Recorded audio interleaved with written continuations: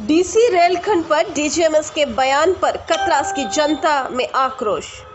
गत 7 जनवरी को डीजीएमएस के स्थापना दिवस पर हुए आयोजन के दौरान डीजीएमएस के महानिदेशक ने एक बयान दिया था कि धनबाद चंद्रपुरा रेलखंड पर भूमिगत आग का खतरा मंडरा रहा है और जरूरत पड़ी तो इसे पुनः बंद करना पड़ सकता है।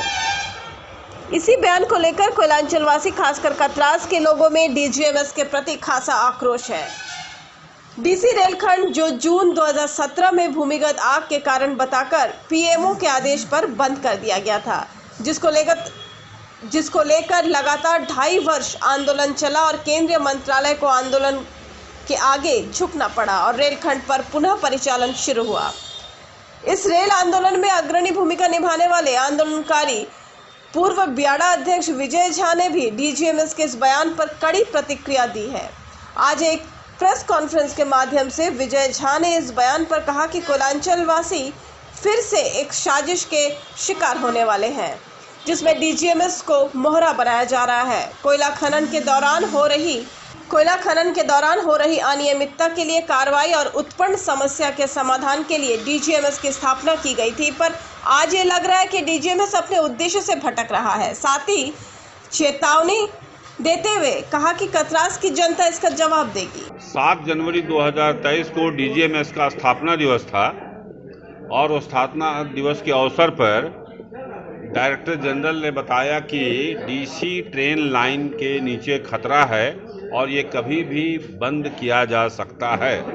मैं समझता हूँ इस क्षेत्र में रहने वाले लोगों जो इस क्षेत्र में जो ट्रेन सेवा का उपयोग करते हैं उसके लिए ये भयावह बयान है। डीजीएमएस की भूमिका है खतरे को दूर करना।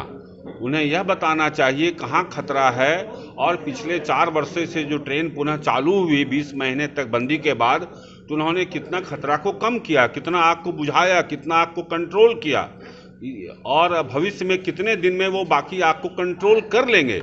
यह रोड मैप उनको देना चाहिए था, जिससे जनता उनकी भूमिका पर आश्वस्त होती कि जो उद्देश्य से स्थापना हुई थी डीजीएमएस की, वह उद्देश्य में वो सहायक हो रही है।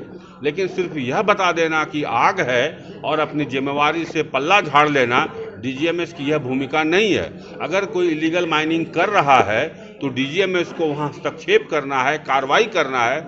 इस उद्देश्य से डीजीएमएस की स्थापना हुई है। खतरा बताने के लिए तो सड़क पर चलता हुआ कोई आदमी बता देगा।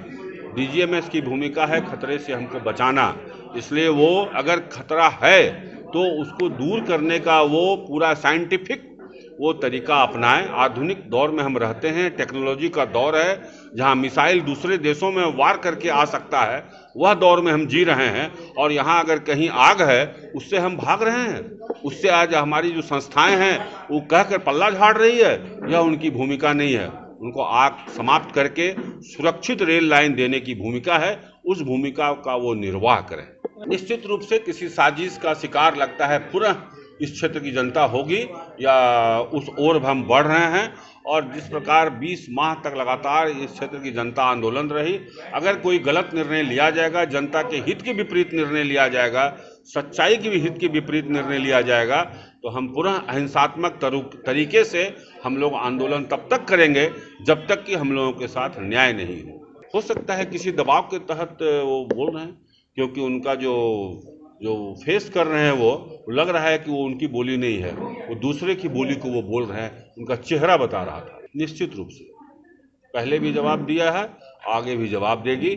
और ये सिर्फ भय दिखा करके आग का ये झूठा भय साबित हुआ था। पिछले बार भी 15 जून 2017 को झूठी आग के नाम पर बंद की गई, वह साबित हो गया 5 फरवरी 2019 को। और आज हम लोग 9 जनवरी 2023 में बैठे हैं, एक भी घटना की रिपोर्टिंग नहीं है, जबकि 40 ट्रेनें इसी रेल मार्ग पर चल रही है और सैकड़ों रेलगाड़ी ओवरलोडेड गुड्स ट्रेन चल रही है। अगर कहीं थोड़ी भी खतरा होता रेल लाइन के नीचे तो गुड्स ट्रेन और पैसेंजर ट्रेन कभी तो प्रभावित होता। इसीलिए हम मांग करते हैं कि अगर खतरा है आपके हिसाब से तो अविलंब रियल टाइम मॉनिटरिंग सिस्टम लगाया जाए, जिससे हमको अद्यतन सरफेस पर भीतर की जानकारी मिलती रहे।